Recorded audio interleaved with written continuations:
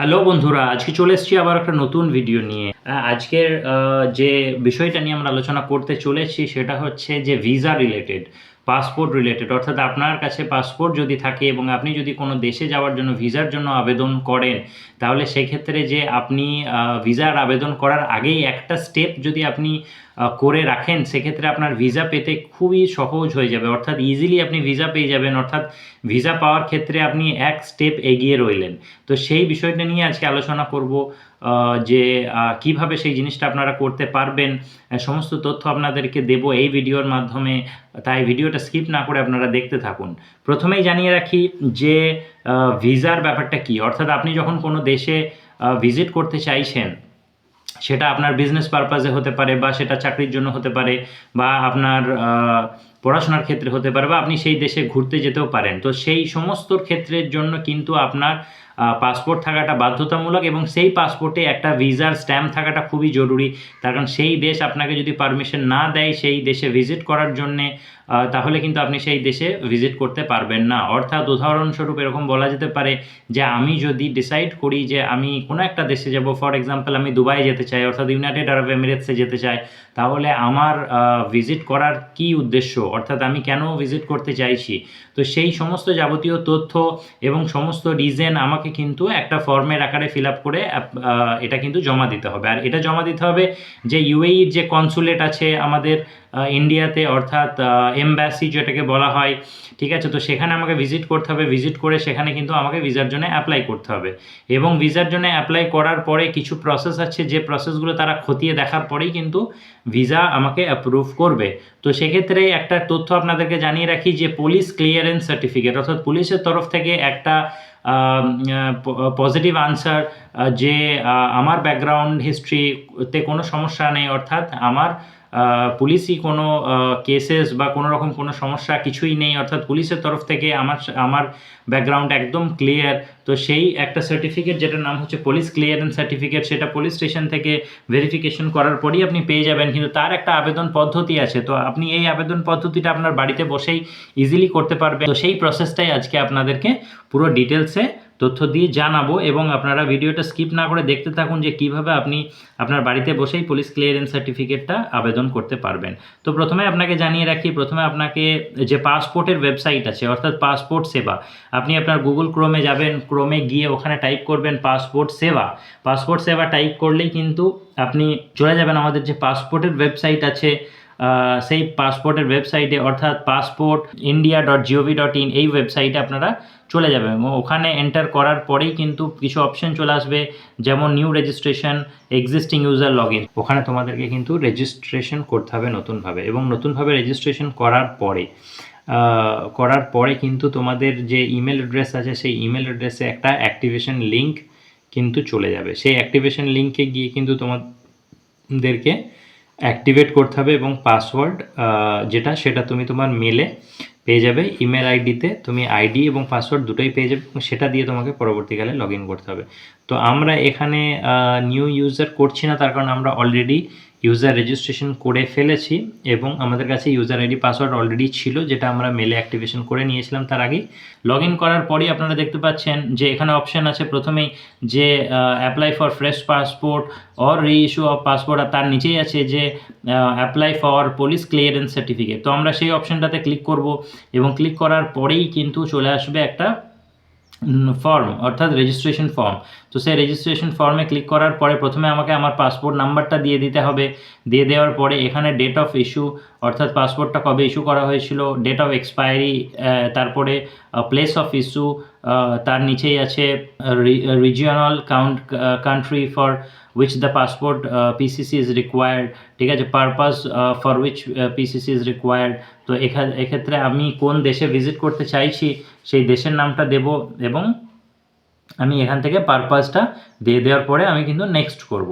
আচ্ছা, নেক্সট করার পরে এখানে কিছু ফর্ম আমাকে ফিল আপ করতে হবে।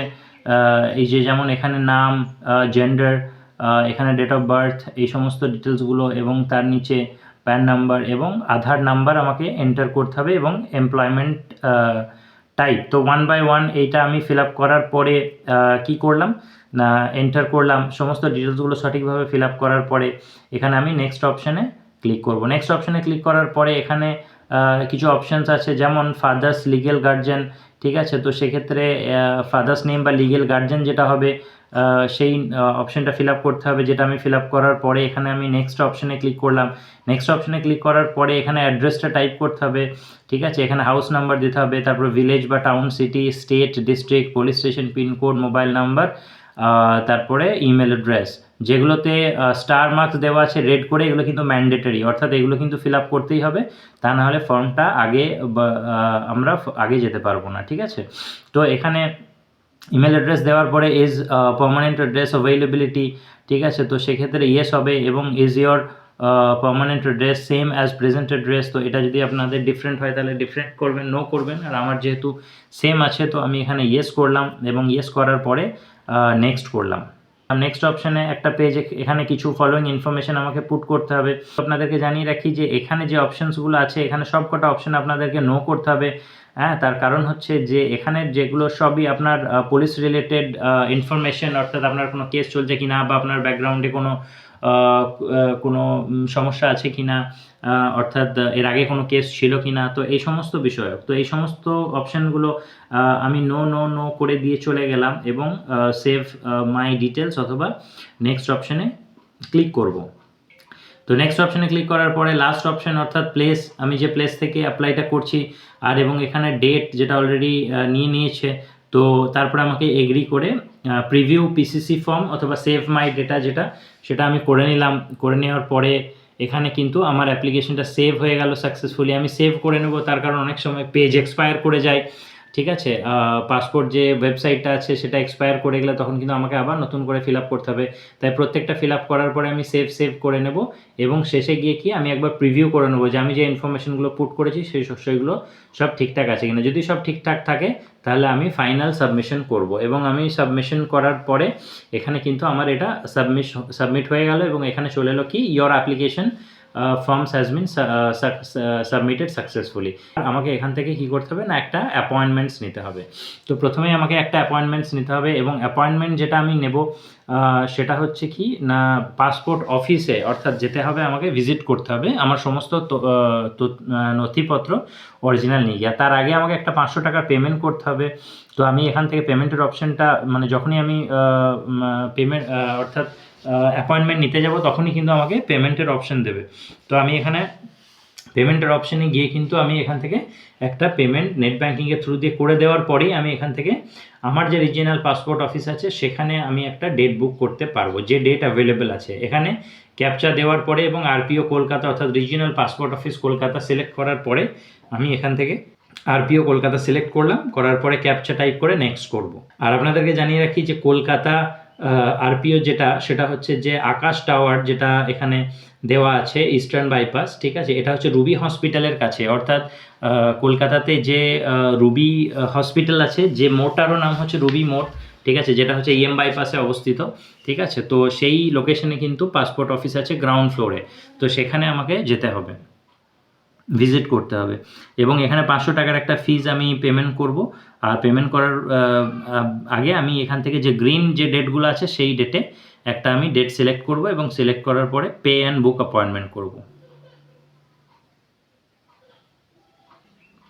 তো এখানে দেখলেন আমার পেমেন্ট সাকসেসফুল হয়ে গেছে।